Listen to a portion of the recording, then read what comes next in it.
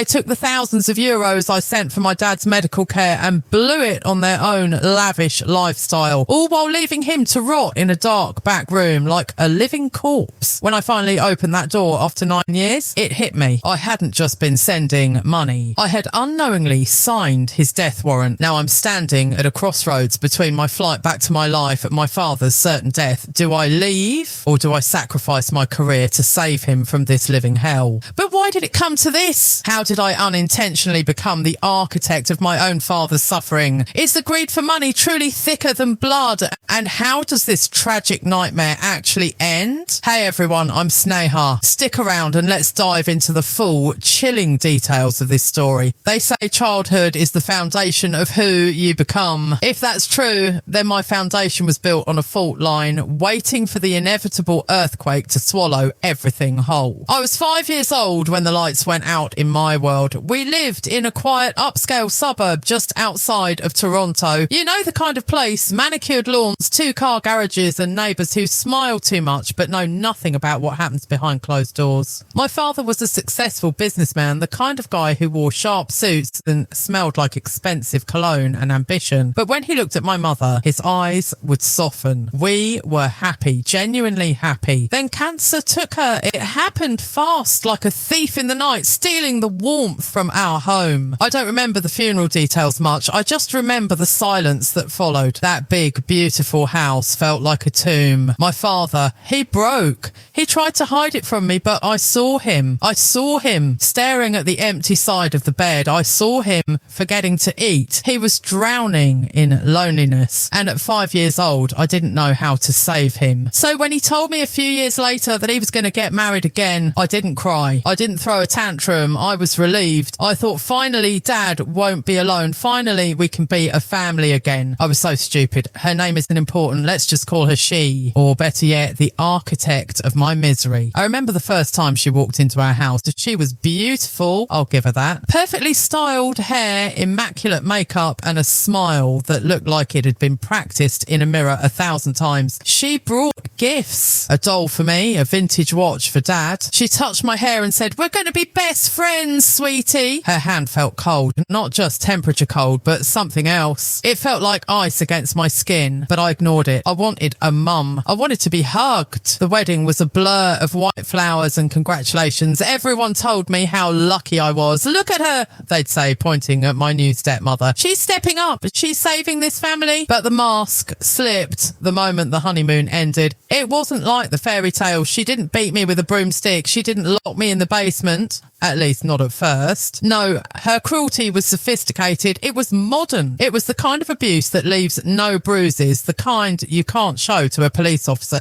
It started with the erasure. Bit by bit, traces of my real mother began to disappear. First, it was the photos on the mantle. They make the living room look cluttered, don't you think? She said to my father, flashing that practiced smile. Dad, desperate to please her, just nodded. The photos went into a box in the garage. Then it was my mother's old piano. "Nobody plays it, darling. It's just gathering dust." Sold. Then it was me. I remember coming home from school one day in the 2nd grade. I had drawn a picture of our family, me, Dad, and my late mom as an angel in the sky. I was so proud of it. I ran into the kitchen to show them. She took the paper from my hands. Her eyes scanned the drawing, and for a split second, I saw it. Pure, unadulterated disgust. It was a look so sharp it could cut glass. "This is morbid, honey," she said, her voice dripping with fake sweetness. "Why would you draw dead people? We don't want to make Daddy sad, do we?" She crumpled it up right in front of me. She tossed it into the trash compactor like it was a used napkin. "Let's draw something happy next time, like me and your new baby brother." That was the first time I felt the fear. It wasn't a fear of being hit, it was the fear of being erased.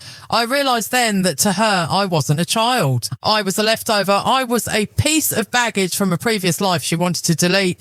And then the siblings came. First a brother, then a sister. The dynamic in the house shifted violently. Suddenly the sun rose and set around her biological children.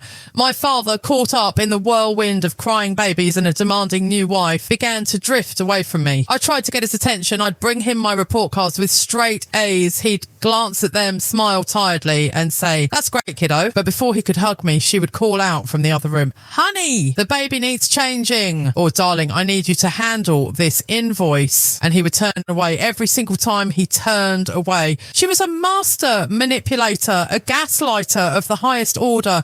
When Dad was around, she was the doting mother. She'd smooth my hair, ask me about my day, and put extra food on my plate. "See," Dad would say, beaming, "she loves you so much." But the second his car pulled out of the driveway, the temperature in the room would drop 20 degrees. Her smile would vanish instantly. "Don't make a mess," she'd hiss as I ate breakfast. "I'm not your maid." "Why are you still here? Go to your room. Your father is working himself to death to pay for your school. The least you can do is stay out of his way." She planted seeds of guilt in my head. I was the burden. I was the reason Dad was stressed. I was the ungrateful stepdaughter taking up space in her perfect new life. I remember one incident vividly. I was about 11. I had fallen off my bike and scraped my knee badly. Blood was running down my shin, staining my white socks. I limped into the house crying, looking for help. She was in the living room reading a magazine. She looked up, saw the blood and didn't even flinch. She didn't run to get the first aid kit. She didn't ask if I was okay. She sighed a long, annoyed sigh. "Look at the carpet," she said. Her voice was flat and dead. "You're dripping on the Persian rug." I stood there trembling, tears streaming down my face. "Mum, it hurts." "Don't call me that," she snapped. "Go to the bathroom and clean it up. And if there's a stain on this rug, you're scrubbing it out yourself." I limped to the bathroom alone, washed the gravel out of my knee with stinging water and bandaged myself up. That night, when Dad came home, she told him, "Sneha was so clumsy today, but I patched her right up. She's such a brave girl." Dad kissed her cheek. "You're an angel," he said. I wanted to scream. I wanted to rip off the bandage and show him the truth, but I didn't, because by then I had learned the most painful lesson of my childhood. My voice didn't matter. She had built a wall around my father brick by brick. She controlled the narrative. If I complained, I was being difficult. If I cried, I was being emotional. If I tried to tell the truth, I was a liar. As I entered my teenage years, the house in the suburbs became a war zone where only one side had weapons. I stopped trying to win my father back. I stopped trying to be part of the family. I retreated into myself, building a fortress of silence. But the worst part wasn't the neglect. It wasn't the cold words. The worst part was seeing my father change. Under her influence, the strong, loving man I knew was fading. He was becoming a puppet.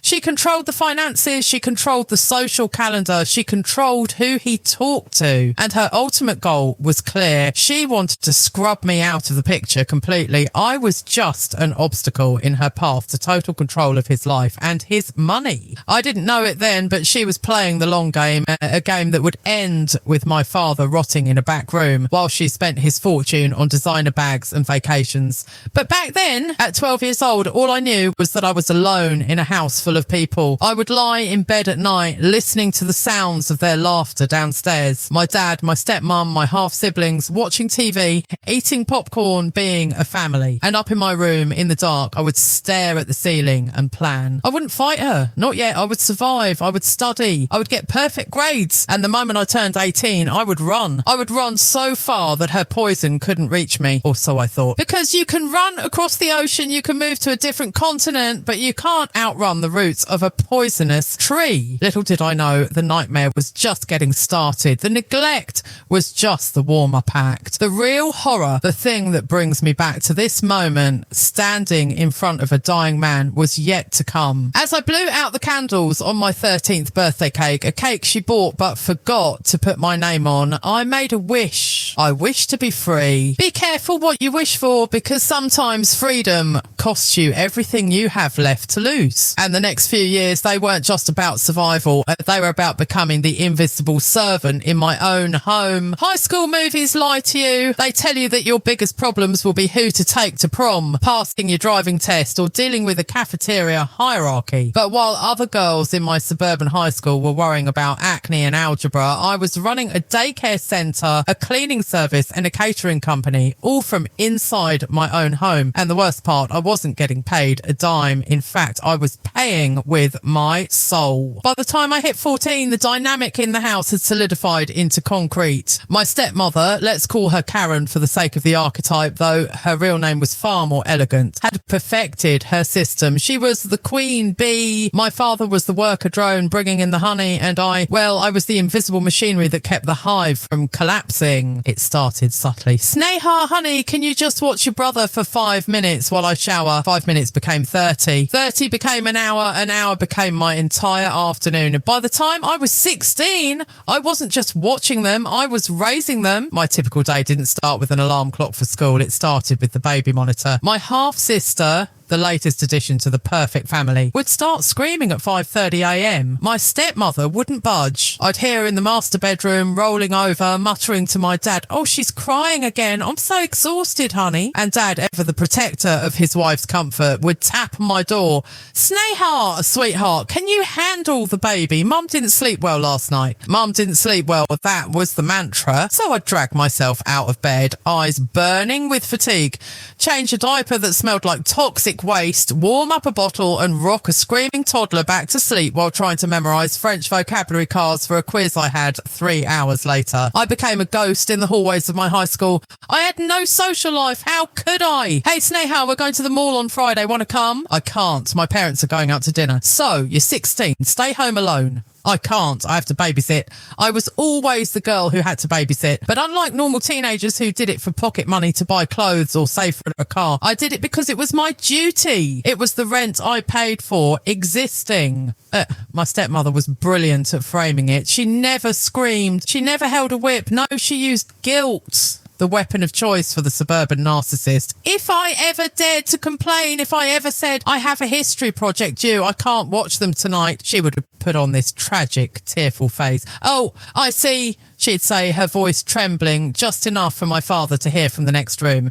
"I just thought, since your father works so hard to pay for your private tutoring and your clothes, the least you could do is help the family. But fine, if you're too busy for us, I'll just handle it, even with my migraine." And then Dad would storm in. "Sneha, why are you upsetting her? She does everything for this house. Can't you sacrifice one evening? She does everything." I wanted to scream. I did the laundry, I packed the lunches, I scrubbed the vomit off the carpet when the kids got the stomach flu. She spent her days at yoga, at brunch with her friends, or shopping for furniture we didn't need. But I never said it. I swallowed the scream. I swallowed it until it turned into a hard, cold rock in the pit of my stomach. There was one night, I'll never forget it. It was the night of the junior prom. I hadn't planned on going. I didn't have a date, and honestly, I didn't have the energy to pretend to be happy in a room full of glitter and balloons, but my few friends had convinced me. "Just come for an hour," they said. "We bought you a ticket. Just wear that old blue dress. It'll be fun." For the first time in years, I felt a flicker of excitement. I did my hair. I put on a little makeup. I walked downstairs feeling pretty. My stepmother was in the kitchen, sipping a glass of red wine. She looked me up and down. Her eyes lingered on my dress, and I saw that familiar flash of disdain. She hated it when I looked good. She hated anything that reminded her and my father that I was growing up, that I was a young woman and not just a servant. "Where do you think you're going?" she asked, swirling the wine in her glass. "Prom," I said, my voice small. "I told Dad last week." "Oh, right, prom." She laughed, a dry, humourless sound. "Well, change of plans, Cinderella." The nanny cancelled. "We didn't have a nanny. We never had a nanny. I was the nanny." "But Dad said your father is working late," she cut me off, "and I have a charity gala to attend. It's for the hospital. Very important people will be there. I can't miss it. Please," I beg. "It's just for 2 hours. Can't you get a sitter just for tonight?" She set the glass down on the marble counter. The sound echoed like a gunshot in the silent kitchen. She walked over to me, close enough that I could smell the expensive Merlot on her breath. "You are so selfish," she whispered. "After everything we've done for you.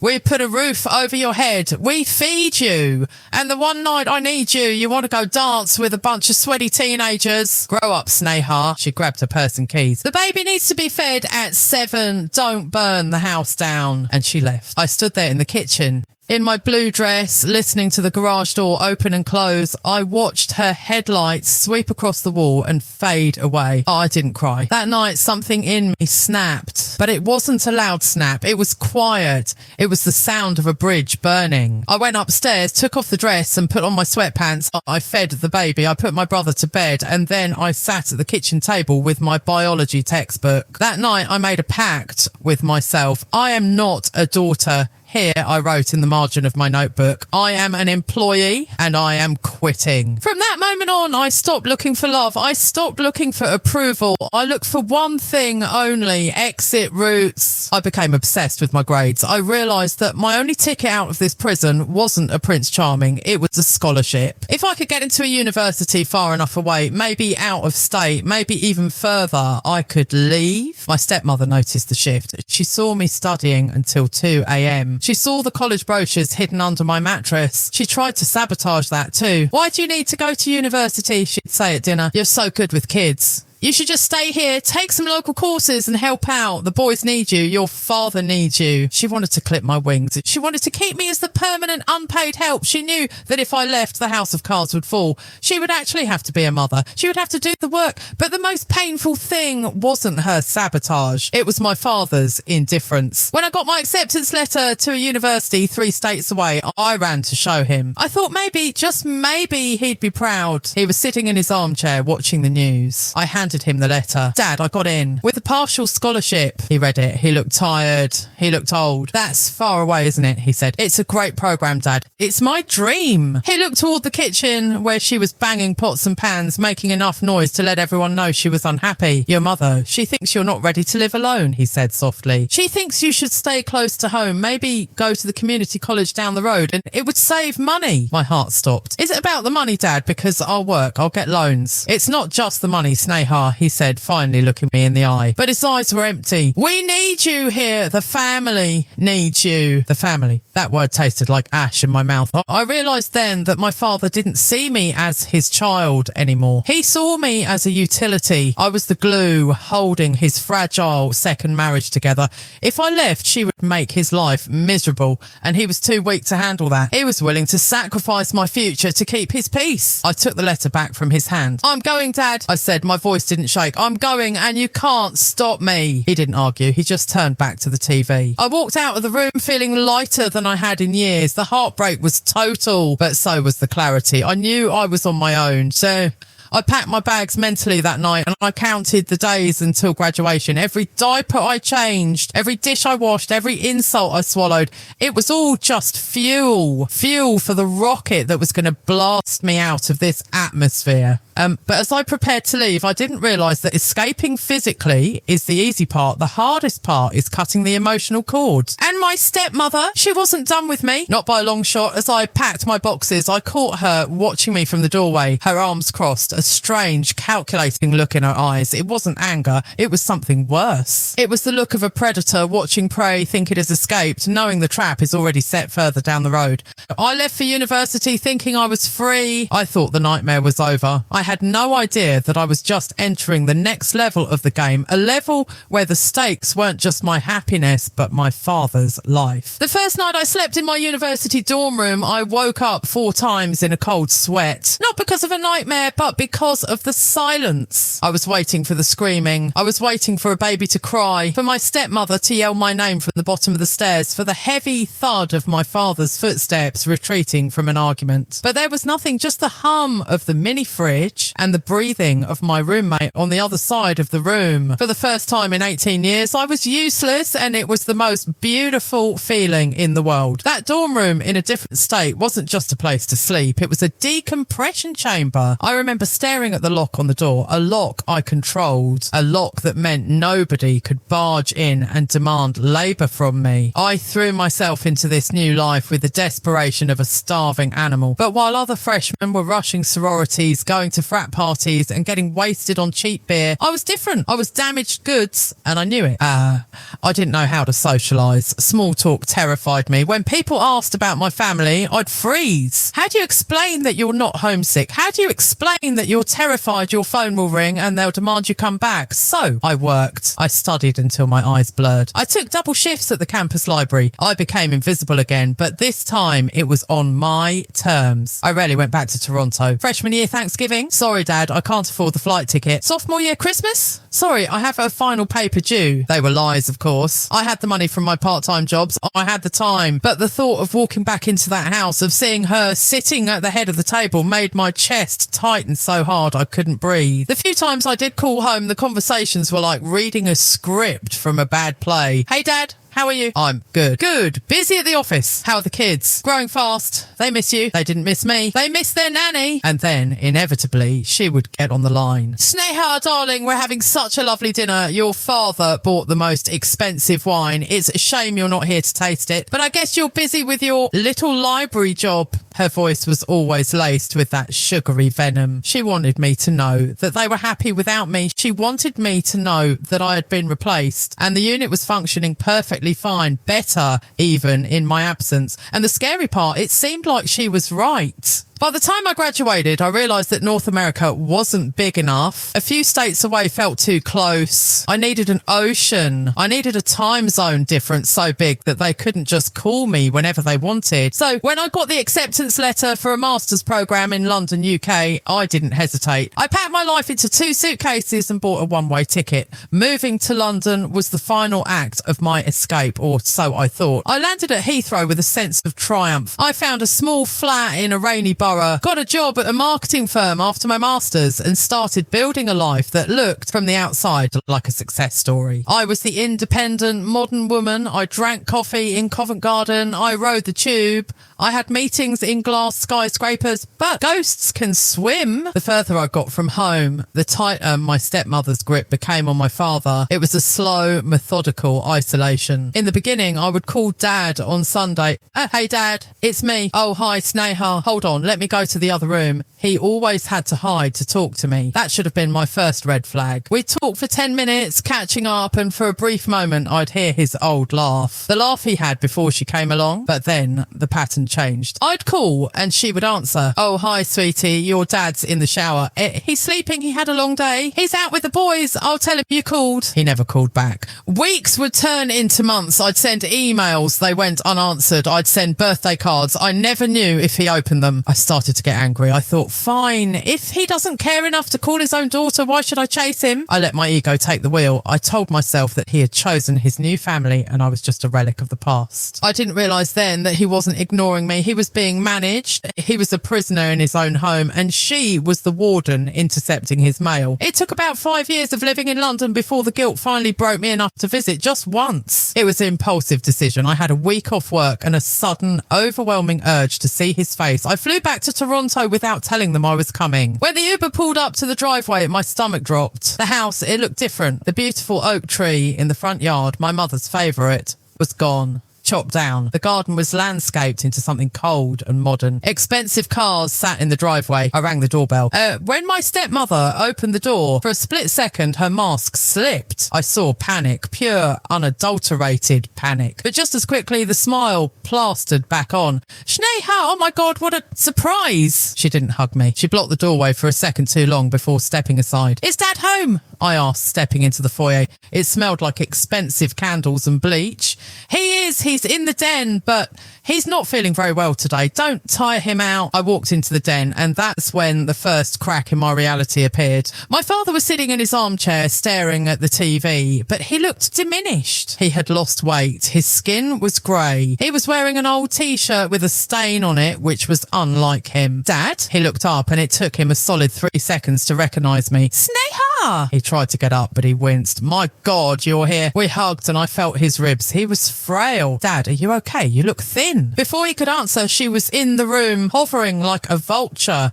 Oh, he's on a new diet, she chirped, placing a hand on his shoulder, a hand that looked more like a claw. We're trying to get his cholesterol down. No sugar, no carbs. Right, honey? Dad looked at her and I saw it. I saw the fear. He nodded quickly. Right. The diet. I stayed for 2 days. That's all I could handle. The atmosphere in that house was suffocating. My half-siblings were teenagers now, spoiled, rude, and completely indifferent to my existence. They treated Dad like an ATM machine, asking for money without even looking up from their phones. And she was the puppet master. I noticed things, little things. Dad didn't have his wallet. When we went to get coffee, he had to ask her for cash. She rolled her eyes and handed him a 20 like he was a child. Don't spend it all, honey. I felt a rage building inside me. Dad, I whispered when she went to the bathroom, why does she have your cards? He looked down at his shoes. It's just easier, Sneha. She handles the bills. I forget things these days. My memory isn't what it used to be. Gaslighting. She had convinced this brilliant businessman that he was losing his mind just so she could take over the accounts. Dad, come to London, I pleaded. Just for a visit. Come stay with me. His eyes lit up for a second.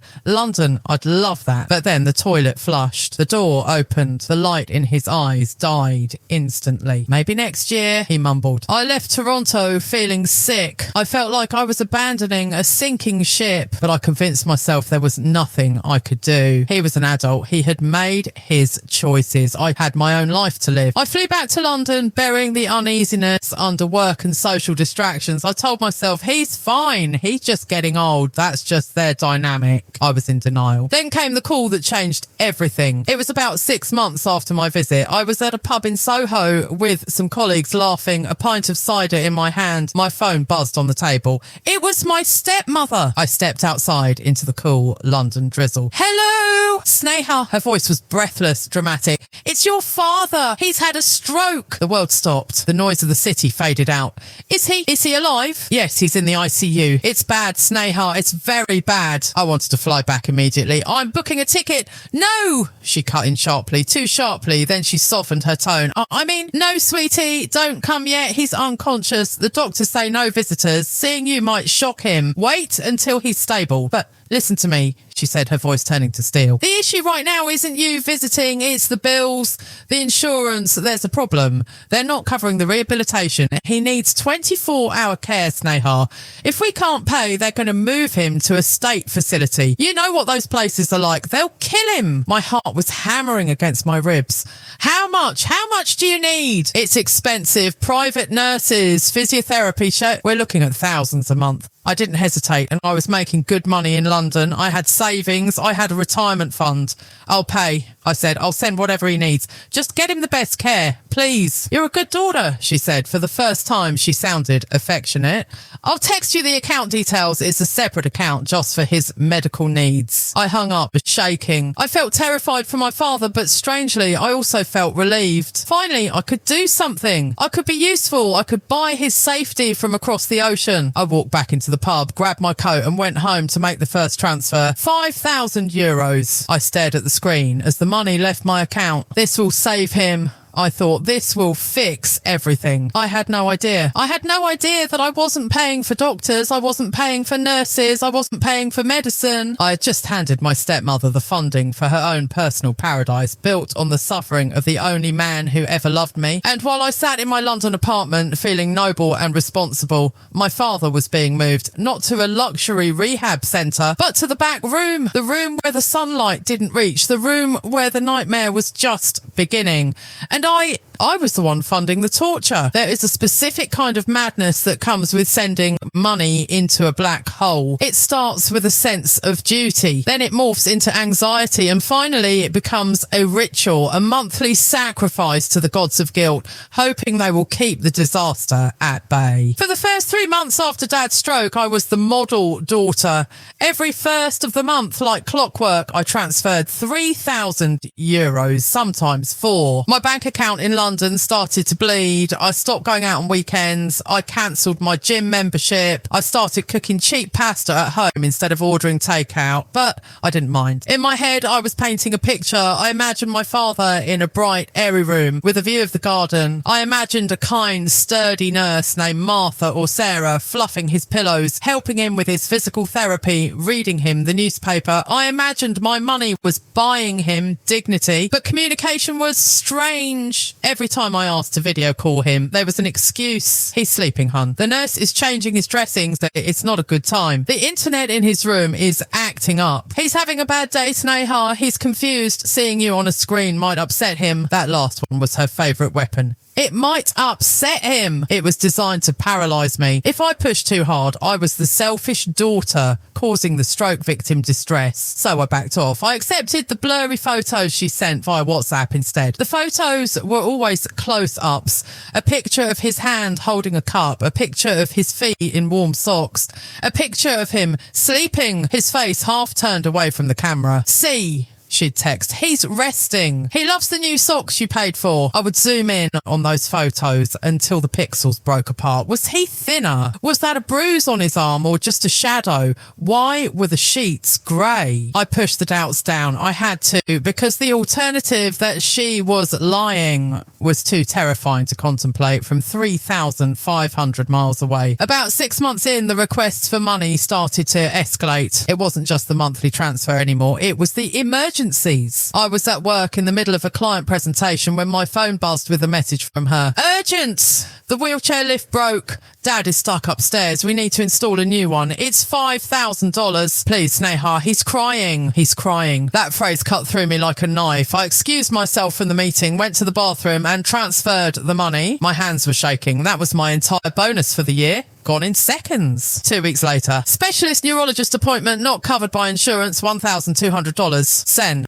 1 month later, we need to upgrade the HVAC system. The house is too cold for his circulation. $4,000. Sent. I was draining my savings. I dipped into my credit cards. I took a small loan from my bank. I felt like I was running on a treadmill that was speeding up. And if I stopped running for even a second, my father would fall off the edge. I remember calling her one night, desperate. Karen, I said, my voice tight. I'm running low. Is there any way we can use some of Dad's pension or sell one of the cars? I can't keep sending this much. There was a long silence on the other end, then a sigh, the sound of a martyr being asked to carry one more cross. Sneha, I didn't want to tell you this, she said, her voice lowering to a conspiratorial whisper, but your father's accounts, they're frozen. Legal issues with the bank because of his mental state. I'm paying for everything else out of my own pocket. I'm selling my jewellery, Sneha. I sold my mother's ring last week just to buy his medication. Lies. It was all lies. But I didn't know that. I heard a woman on the edge of breaking, sacrificing her heirlooms for my father. I'm sorry, I stammered, feeling a wave of shame. I didn't know. I'll find the money, don't worry. You're a good girl, she purred. We're all making sacrifices. We're a team. A team. I hung up and stared at my London apartment. It was small, cold and lonely.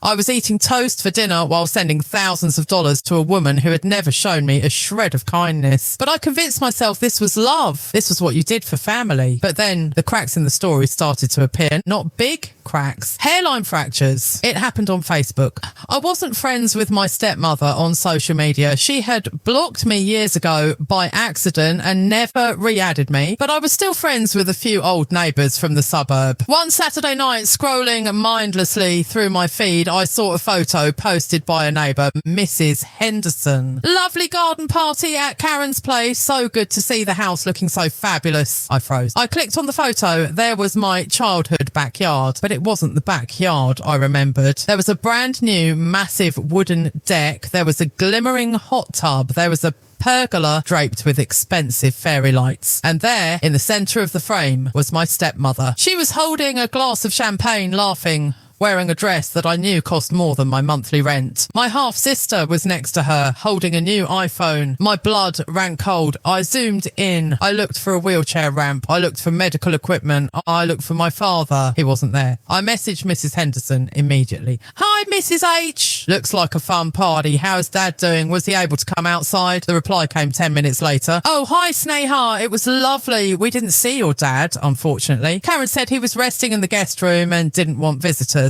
Poor man. But Karen is doing such a wonderful job renovating the place to make him comfortable. She said you're helping out a lot from London. Such a blessing. Renovating to make him comfortable. A hot tub makes a stroke victim comfortable. A new deck. A sick feeling started to spread in my stomach. It wasn't just suspicion anymore. It was nausea. I called Karen. It was 2 a.m. in London, 9 p.m. in Toronto. She answered on the third ring, sounding cheerful. Sneha, is everything okay? I saw photos. I said my voice was trembling, but I tried to keep it steady. The party, the new deck, the hot tub. There was a pause, a beat of silence where she calculated her next move. Oh, that, she said dismissively. Yes, well, the doctor recommended hydrotherapy for your father. The hot tub is for his muscles.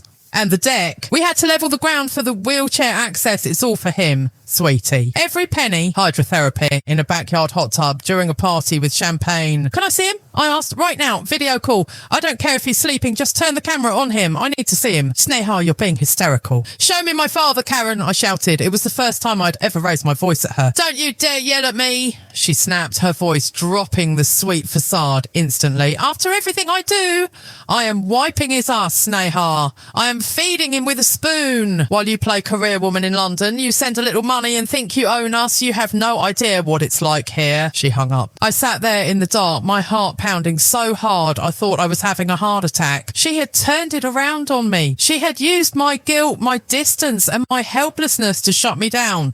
But the seed was planted. The doubt had taken root. I tried to rationalise it. Maybe she's right. Maybe I am being paranoid. Maybe the hot tub really is for him. The mind will do incredible gymnastics to avoid facing a traumatic truth. But the money requests didn't stop. In fact, they got bolder a week later. We need a new van. The old car can't fit the wheelchair. I found a used accessible van for $15,000. I need the money by Friday or we lose the deal. $15,000. I didn't have it. I literally didn't have it. I can't. I texted back. I don't have that much. Figure it out, came the reply. Unless you want your father stuck in the house forever. That was the breaking point. I stared at that text message. Figure it out. It wasn't a request for help. It was a ransom demand.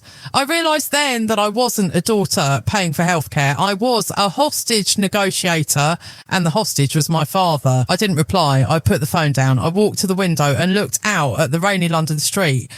I had been sending money to buy my freedom from guilt. But instead, I had funded a monster, and the monster was hungry. I knew with a sudden chilling clarity that the van didn't exist. Or if it did, it wasn't for him. Just like the hot tub wasn't for him, just like the renovations weren't for him. Something was wrong. Deeply, terribly wrong. I looked at my calendar. I had accumulated vacation days. I had a credit card with just enough limit for a last-minute flight. I didn't tell her. I didn't ask for permission. I didn't warn the team. I booked a flight to Toronto for the next morning. The flight was 8 hours of pure agony. I couldn't sleep. I couldn't watch movies. I just stared at the flight map, watching the little plane icon inch closer to the place I used to call home. I kept imagining scenarios. Maybe I'd get there and feel stupid. Maybe I'd find Dad in the hot tub laughing, doing his hydrotherapy. Maybe I'd have to apologise to Karen for my suspicions. Please let me be wrong, I prayed. Please let me be a paranoid, jealous stepdaughter.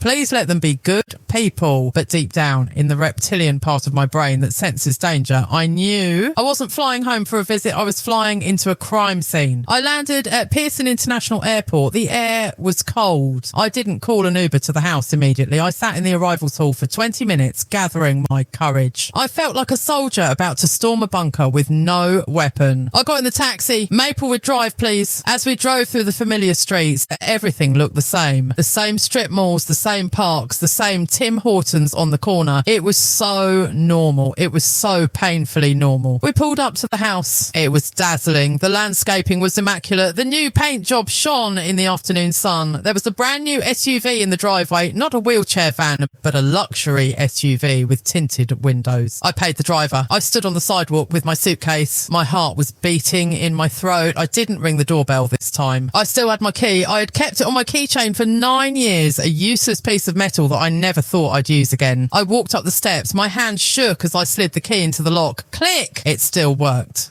I pushed the door open. The house was silent, smelled of lavender and money. Hello? I called out softly. No answer. I walked in. The living room was empty. The TV was off. Karen, silence. I turned. I saw the new kitchen, marble countertops, stainless steel appliances that looked like they belonged in a spaceship. I started walking towards the stairs, intending to go to the master bedroom, but then I heard a sound. It wasn't coming from upstairs. It wasn't coming from the living room. It was coming from the back of the house, from the old utility corridor that led to the laundry room and the small, cramped guest room we used to use for storage. It was a cough. A wet, rattling, weak cough. I froze. I turned towards the corridor. The door to that hallway was closed. It was usually left open. I walked towards it. The floorboards creaked under my boots. I reached for the handle. My hand was sweating. Please let me be wrong. I turned the handle and pushed the door open. The smell hit me first. It wasn't lavender. It wasn't bleach. fridge. It was the smell of sickness, the smell of stale urine, unwashed sheets, and decay, the smell of a room that has been forgotten by the world. I stepped into the hallway. It was dark. The light bulb overhead was burnt out. At the end of the hall, the door to the small guest room was ajar. I walked towards it. The smell got stronger. I pushed the door fully open,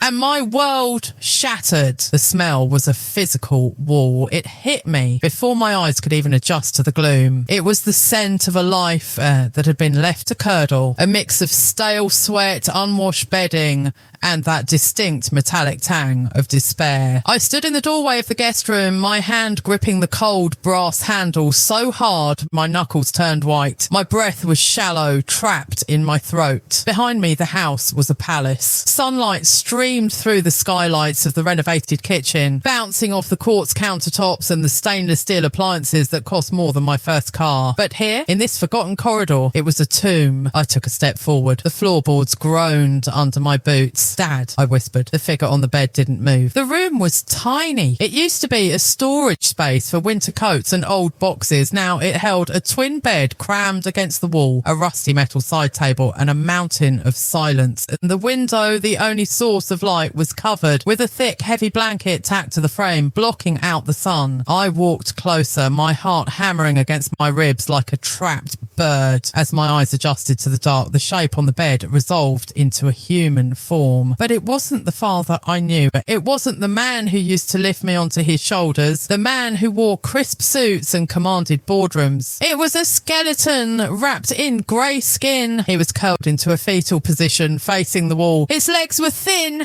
atrophied, looking like brittle twigs under the dirty sheet. He was wearing a diaper, and I could see the plastic waistband peeking out from the stained pyjama bottoms. I fell to my knees beside the bed. The impact bruised my shins, but I didn't feel it. "Dad," I choked out, reaching for his hand. His hand was cold. His fingernails were long, yellowed and jagged. He stirred. A low guttural moan escaped his lips. He turned his head slowly, painfully toward me. I clapped a hand over my mouth to stifle a scream. His eyes were sunken into deep, dark hollows. His cheeks were hollowed out. There was a crust of dried food at the corner of his mouth, but the worst part was the look in his eyes. It wasn't recognition. It wasn't joy. It was fear. Pure animalistic fear. He flinched when I touched him. He pulled his hand away, curling into himself, shielding his face. "No, no more," he rasped. His voice was a dry, cracking whisper. "I ate it. I ate the soup. Don't." My heart shattered into a million jagged pieces. He thought I was her. He thought I was there to punish him. "Dad, it's me," I sobbed, tears finally spilling over hot and fast. "It's Sneha. It's your daughter. I'm here." He blinked. The fog in his eyes swirled. He squinted at me, trying to process the data through the haze of medication and neglect. "Sneha," he whispered. "Yes, Dad, it's me." He reached out a trembling hand and touched my face. His fingers felt like dry parchment paper. "You're real. I'm real, Dad. I'm here." "Water," he croaked. "Please, water." I looked around frantically. There was a plastic cup on the bedside table, but it was empty and had a ring of mould at the bottom. I scrambled up, grabbing the cup, but then threw it aside in disgust. I ran back out to the gleaming $1 million kitchen. I grabbed a crystal glass from the cabinet, one of the ones she probably used for her dinner parties, and filled it with cold, filtered water from the fridge. I ran back to the room. I lifted his head gently. He drank like a man who had been crossing a desert. He gulped it down, coughing, water spilling down his chin. "Slowly, Dad, slowly," I soothed him. When he finished, he slumped back against the pillow, exhausted. "Where is she?" he whispered, his eyes darting to the door. "She's not here. It's just us." I looked at him, really looked at him. The bed sores, I could smell them now. The sweet, rotting smell of infected skin beneath the sheets. The bruises on his upper arms shaped like fingerprints. I thought about the hot tub, the new deck, the SUV, the hydrotherapy, the specialist appointments.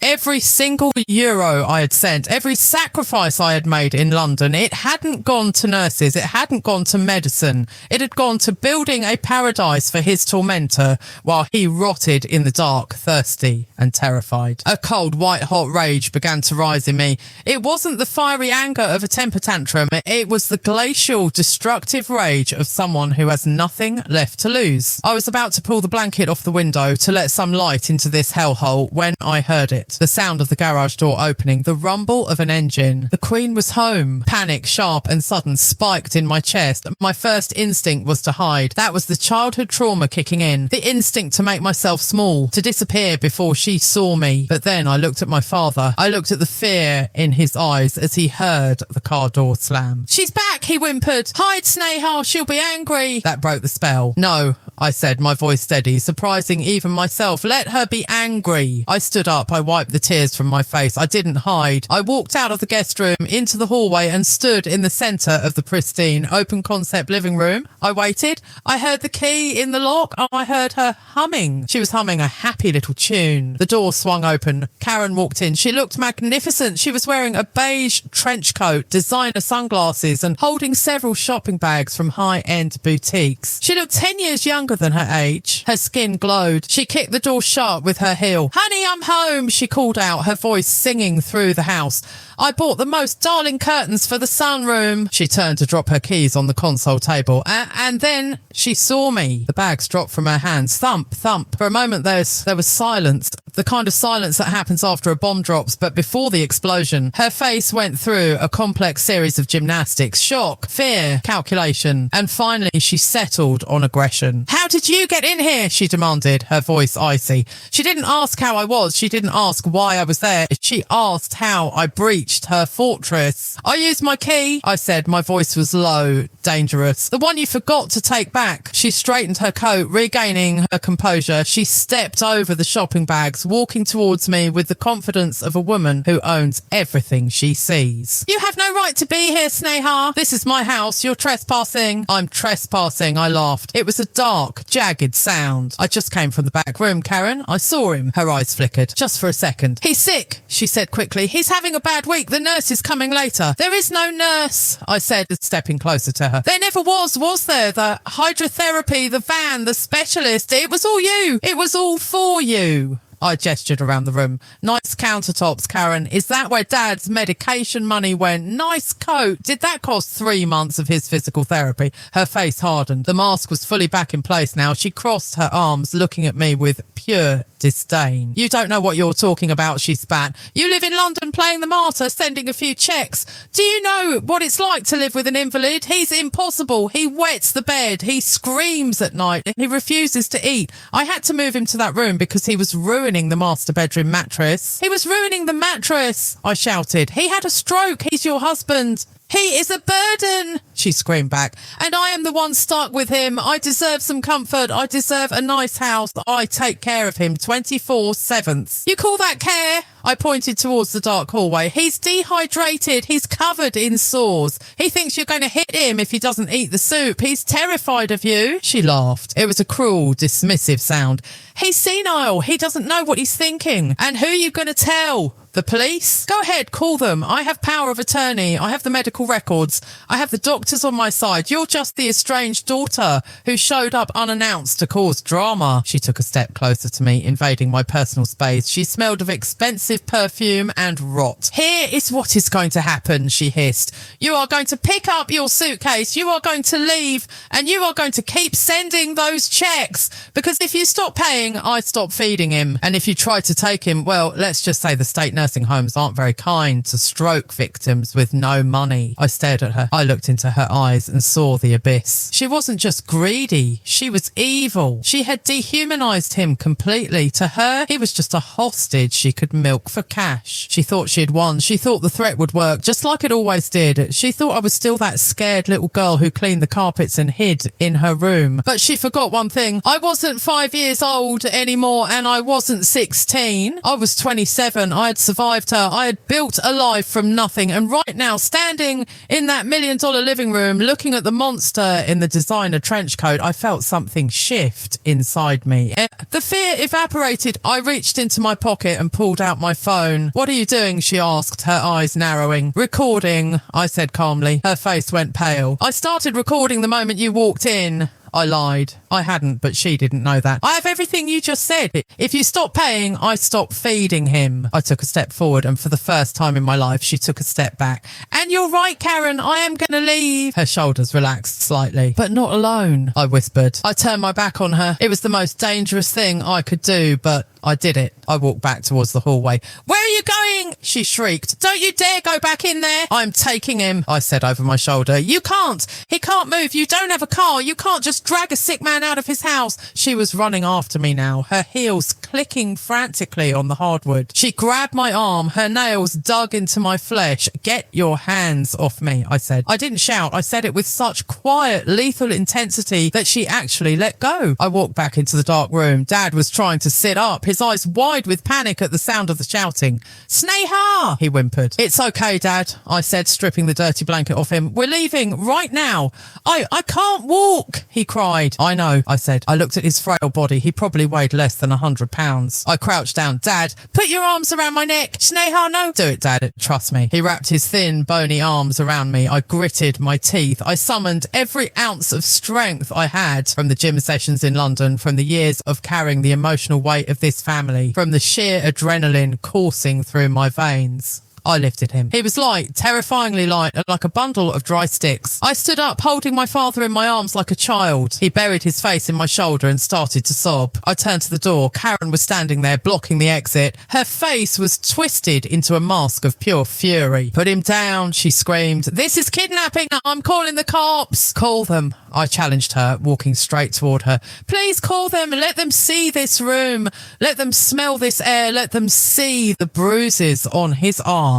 She didn't move. She was bluffing. She knew that if the police stepped foot in this room, her house of cards would collapse. I walked right up to her. She stood her ground for a second, then faltered. She saw the look in my eyes. It was a look that said, I will kill you if you don't move. She stepped aside. I walked past her, carrying my father through the hallway, past the marble kitchen, past the shopping bags filled with curtains for the sunroom. You're making a mistake, she yelled after me. You'll be back. You can't handle him. He'll die with you. I didn't look back. I kicked the front door open. The cold Canadian air hit us. It was fresh. It was clean. I walked down the driveway, my father clinging to me, shivering against the cold. I didn't have a car. I didn't have a plan. I was standing on the sidewalk of a suburban street, holding a dying man in my arms with a psychopath screaming from the porch behind me. I looked down at my dad. He looked up at me, blinking in the sunlight he hadn't seen in months. Where are we going? He whispered. I looked at the street. A taxi was turning the corner, its yellow light glowing like a beacon of hope. Away, I said. I raised my hand to flag it down. But as the taxi slowed, I saw Karen running down the driveway, and she wasn't empty-handed. She was holding her phone, screaming into it. Police, yes, my stepdaughter is kidnapping my husband. She's violent. Send someone now. The taxi driver looked at me, looked at the screaming woman, and hesitated. He didn't stop. He sped up and drove past us. My heart sank. I was alone on the street with a man who couldn't walk, and the sirens were coming. This wasn't the end. This was just the beginning of the war. The sound of a police siren is a specific frequency designed to trigger panic, but when you are standing on a suburban sidewalk holding your dying father in your arms like a broken doll, that sound doesn't just trigger panic. It triggers a primal, animalistic instinct to run. Karen was halfway down the driveway, her phone pressed to her ear, her other hand pointing at me like a loaded gun. She's crazy! She was screaming for the benefit of the neighbours who were starting to peek out from their curtains. She's on drugs! She's kidnapping him! I looked down at Dad. He was shivering violently, his teeth chattering. The cold autumn wind was cutting through his thin, soiled pyjamas. He weighed nothing, yet he felt heavier than the entire world. Hold on, Dad, I whispered, my voice shaking. Just hold on. I saw a black sedan turn the corner. It wasn't a taxi. It was an Uber I had hailed on my phone with trembling fingers the second I stepped out of that guest room. I didn't know if it would come in time, but it was my only Hail Mary. The car slowed down, the driver looking confused by the scene. A woman in a trench coat screaming on a lawn and a young woman clutching an old man on the curb. I didn't wait for him to stop completely. I wrenched the back door open.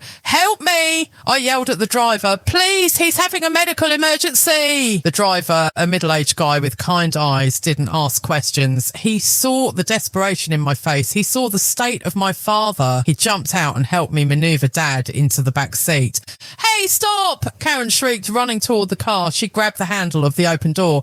You can't take him. I have power of attorney. This is kidnapping. I looked her dead in the eye. I was fueled by so much adrenaline I could have flipped the car over. Touch him one more time, Karen, I snarled, and I will break your hand. She flinched. It was just enough time. I slammed the door shut, locking it instantly. I jumped into the front seat. Drive, I told the driver. Just drive, go. Where to, miss? The hospital? No, I said quickly. Not the public hospital. She'll send the police there. Take us to St. Jude's private care on the north side. Go. As the car peeled away from the curb, I looked in the side mirror. I saw Karen standing in the middle of the road, shrinking into the distance, still screaming into her phone. We had escaped the house, but we hadn't escaped the nightmare. In the back seat, Dad was making low, keening sounds. The smell in the confined space of the car was overwhelming. The stench of urine, infection and neglect. The driver rolled down his window a crack, trying to be polite, but I saw him gagging slightly. I'm sorry, I said, tears streaming down my face. I'm so sorry. It's okay, miss, the driver said softly. He looks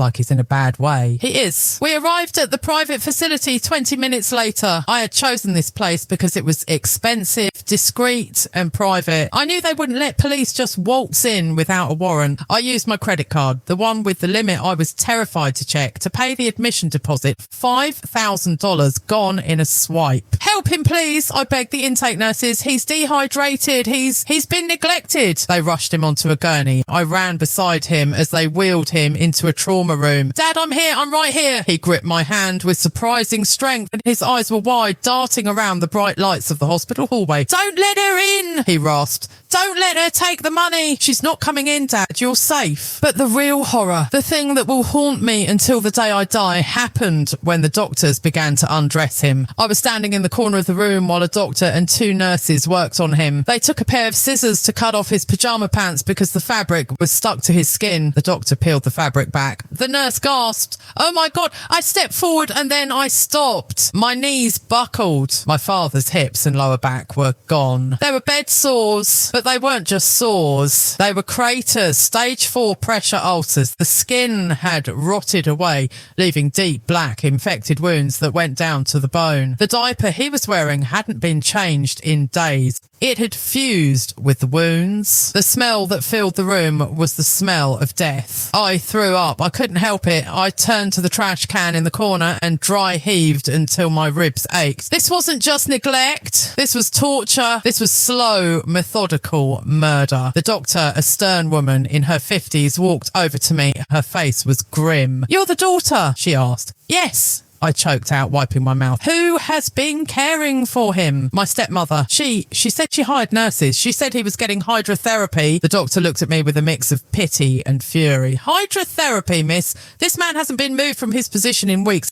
maybe months. He is severely malnourished. He weighs 88 pounds. He has sepsis. If you hadn't brought him in today, he'd be dead by tomorrow morning. Dead by tomorrow. I leaned against the cold wall, sliding down until I hit the floor. I buried my face in my hands. I had paid for this. Those monthly checks, they bought the silence while he rotted. The renovation money, it bought the door that hid him from the world. I had been funding his execution. For the next 3 hours, I sat in the waiting room while they debrided his wounds, started him on IV antibiotics and hydrated him. I stared at my phone. It was blowing up. 27 missed calls from home. 12 text messages from Karen.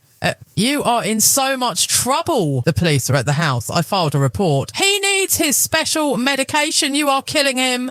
Bring him back or I will ruin your life. I will sue you for everything you have. I didn't reply. I couldn't. Finally, a nurse came out. He's stable. He's asking for you. I walked back into the room. Dad was clean now. He was hooked up to monitors, an IV drip in his arm. He looked small and fragile against the white sheets, but his eyes were clearer. I pulled a chair up to the bed. Hi, Dad. He looked at me and his chin trembled. Sneha, he whispered. You came back. Of course I came back. She told me. He paused, struggling for breath. She told me you stopped sending money. She told me you didn't care anymore. She said you were ashamed of me. That's a lie, Dad, I said fiercely, grabbing his hand. I sent money every month. Thousands. She took it all. A single tear rolled down his sunken cheek. I'm sorry, he wept. I'm so sorry I let her in. I'm sorry I didn't protect you when you were little. Shh, Dad, it doesn't matter now. It letters, he said, his voice gaining a sudden desperate strength. She made me sign papers, Sneha. When I was sick, she made me sign everything over. My blood ran cold. What papers, Dad? The house, the accounts, the life insurance. She said if I didn't sign, she wouldn't feed me. I was so hungry, Sneha. I was so hungry. I closed my eyes, fighting the urge to scream. She had stripped him of everything. His dignity, his health, and his legacy. Just then, my phone rang again. It wasn't Karen. It was a private number. I answered. Is this Sneha? A male voice, authoritative. Yes. This is Officer Miller from the Toronto Police. We have a report of a kidnapping regarding a Meester. We have information that you are at St. Jude's facility. We need you to stay right there. My heart stopped.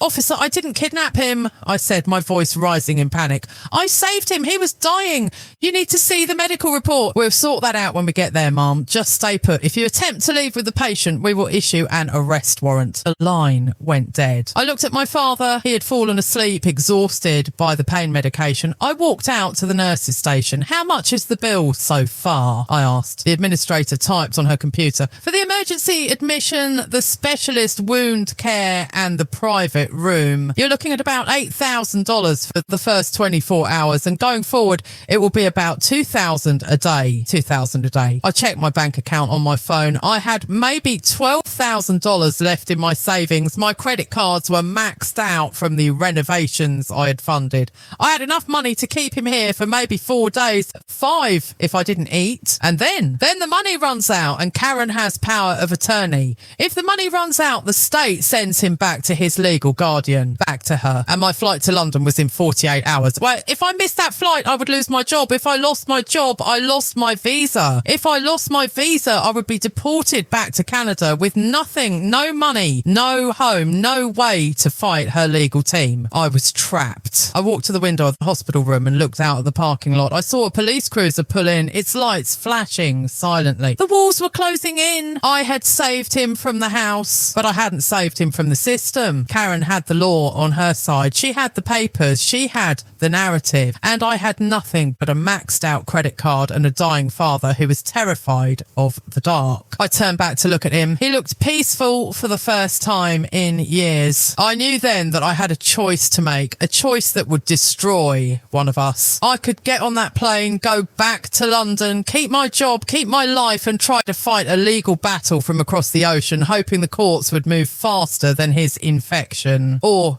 I could stay, I could let the police arrest me, I could drain my last penny, I could lose my career, my home in London, everything I had built for 9 years. I could become homeless in the city that broke me, just to stand between him and her for a few more days. The police officers were walking through the front doors of the facility. I could see them through the glass walls of the waiting area. I looked at my dad's frail hand resting on the white sheet. I was so hungry, Sneha. The words echoed in my head. The police were coming down the hall. I took a deep breath, the kind of breath you take before you jump off a cliff. I knew what I had to do, but I didn't know if I would survive it. The heavy tread of police boots on a hospital floor is a sound you feel in your teeth. Thud, thud, thud. I stood up, placing my body between the door and my father's bed. It was a useless gesture. I'm 5'4", and the two officers walking in looked like linebackers, but it was instinct.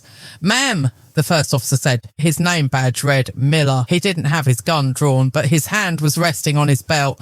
Step away from the patient, please. I'm not moving, I said. My voice was trembling, but my feet were planted. If you move him, you kill him. We have a report of a kidnapping, ma'am, and an interference with legal guardianship. We need to ascertain the welfare of Mr. and return him to his legal residence. His legal residence is a torture chamber, I shouted. Ma'am, lower your voice or we will detain you. Just then, the bathroom door swung open. Dr. Evans, the stern woman who had treated Dad's wounds earlier, stepped out. She was drying her hands on a paper towel. She took one look at the police officers, tossed the towel into the trash and walked straight up to Officer Miller. She didn't blink. Officer, she said, her voice sharp as a scalpel. I am Dr. Evans, the attending physician. Are you here to transport this patient? Yes, the doctor. We have orders to come with me, she interrupted. She grabbed a tablet from the end of the bed and tapped the screen. She shoved it into the officer's face.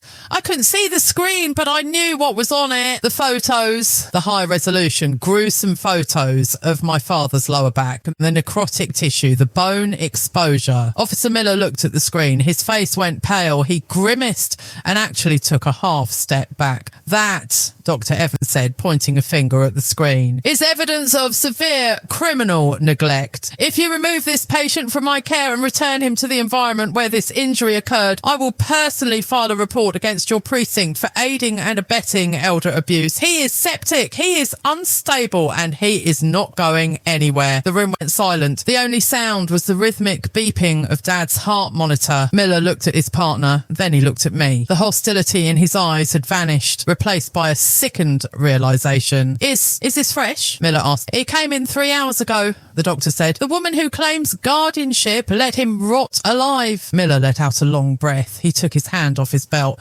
Okay, he said, okay. He stays here for medical treatment. But ma'am, he turned to me, you can't just take him. There's a legal process. His wife has power of attorney. Once he's discharged, he's not being discharged tonight, Dr. Evans cut in. Or tomorrow, you have time. Go file your report.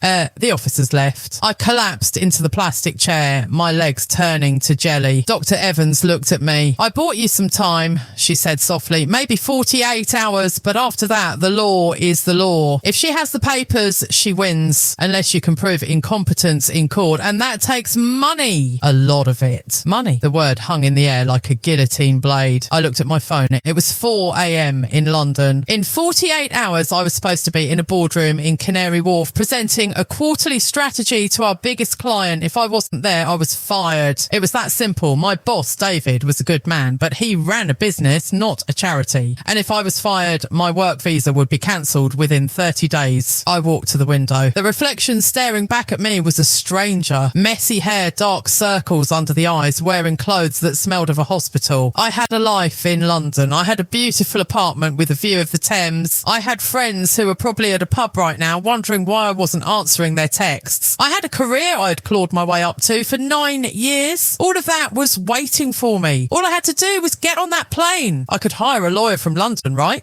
I could fight Karen from a distance, and no, I knew the answer before the thought even finished forming. If I left even for a day, Karen would find a way. She would transfer him to a cheaper facility. She would block my calls. She would whisper poison into his ear until he gave up and died. If I left, he died alone. But if I stayed, I committed suicide on my own future. My phone buzzed. It was David. Sneha, heard there's a family emergency. Hope everything is okay. Just confirming you're still good for the Monday presentation. The client is flying in specifically to see you. I stared at the screen. The cursor blinked. I typed, I'll be there. Then I deleted it.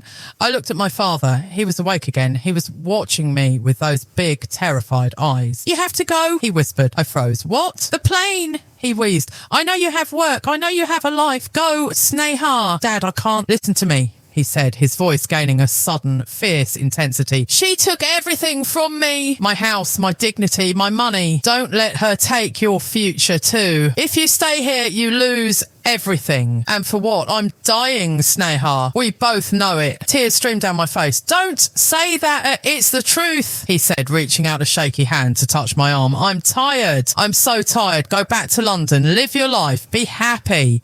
That's the only way you beat her. Be happy. It was the most selfless thing anyone had ever offered me. He was giving me permission to abandon him so I could save myself. And in that moment, looking at this broken man who would rather die alone than ruin my career, I knew I couldn't leave. I couldn't be the daughter who ran. I couldn't be the person who chose a PowerPoint presentation over a human lie. I took a deep breath. The air in the room felt different now, sharper. I picked up my phone. I opened the banking app. Balance, $12,400. Credit card debt, $15,000. I opened the airline app. Upcoming trip, Toronto to London Heathrow, tomorrow, 6 p.m. I hovered my finger over the cancel button. My heart was pounding so hard it hurt. This was it, the point of no return. If I pressed guessed this. There was no going back, no apartment, no salary, no visa.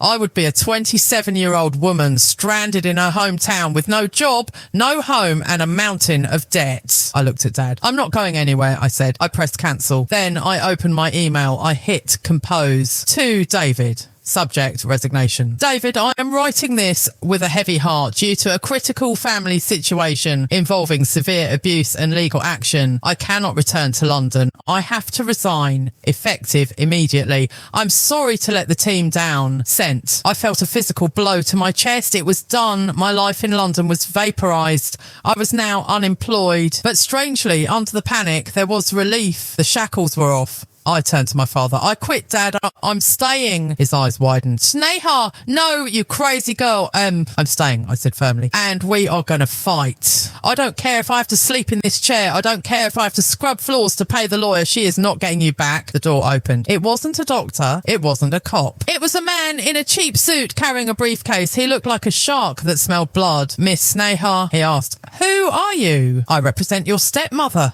he said, stepping into the room with a smirk. He pulled a document out of his bag. This is an emergency court order. Since you have admitted to having no fixed address in this country and no employment— how did he know that? Karen must have guessed. My client is petitioning for immediate return of the patient to her custody. The ambulance is downstairs. He held the paper out. The police couldn't take him because of the medical report, the lawyer said smoothly. But a judge cares about guardianship, and legally you are just a visitor. She is the wife, he smiled. You have 1 hour to vacate the premises or we will have you removed for trespassing. I looked at the paper, then I looked at the lawyer. My fear was gone. I had already lost my job. I had lost my home. I had nothing left to lose, and a person with nothing to lose is the most dangerous person in the room. I stood up. I walked right up to the lawyer. I was close enough to smell his stale coffee breath. You want to play legal games? I asked quietly. It's not a game, miss. It's the law. Good, I said, because I just remembered something. I pulled out my phone again, but not to call a lawyer. My father is a Canadian citizen, I said, but I am a dual citizen. I have a British passport. The lawyer frowned. So that makes it easier to deport you? No,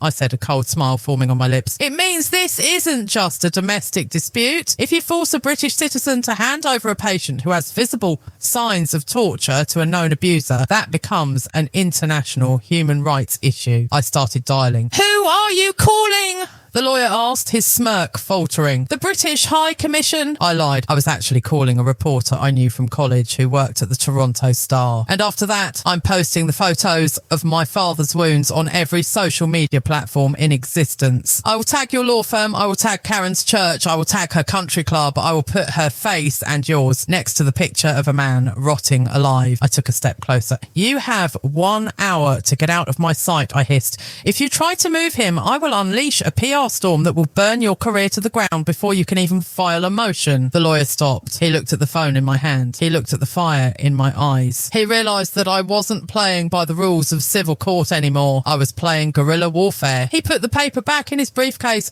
We'll see what the judge says on Monday, he muttered. See you Monday, I said. He turned and walked out. I closed the door and locked it. My knees finally gave out and I slid down to the floor. I was shaking uncontrollably. I had bought us the weekend, just the weekend. I was broke, I was jobless, I was homeless, but I looked up at the bed and my father was smiling. A weak, crooked smile. You were always stubborn, he whispered. I reached out and held his hand. The war wasn't over. In fact, the real battle was just starting. Karen wouldn't stop. The money would run out. The courts would be brutal. But as I sat there on the cold hospital floor, listening to the hum of the machines that were keeping my father alive, I realised something. I wasn't the victim of this story anymore. I wasn't the little girl hiding in her room. I wasn't the invisible servant. I wasn't the guilt-ridden daughter sending cheques from London. I was the storm that had finally come home. And God help anyone who tried to hurt him now. So that's where we are. I'm still here in Toronto. The legal battle is ongoing. Some days are hard, really hard. I'm working 2 waitressing jobs to pay the legal fees. Dad is recovering slowly. He'll never walk again, but he smiles now. He laughs. I lost my career. I lost my fancy London life, but every time I walk into that room and see him safe, clean and loved, I know I won the only thing that mattered. This is Sneha signing off. Watch out for the ones you love, because if you don't fight for them, no one else will.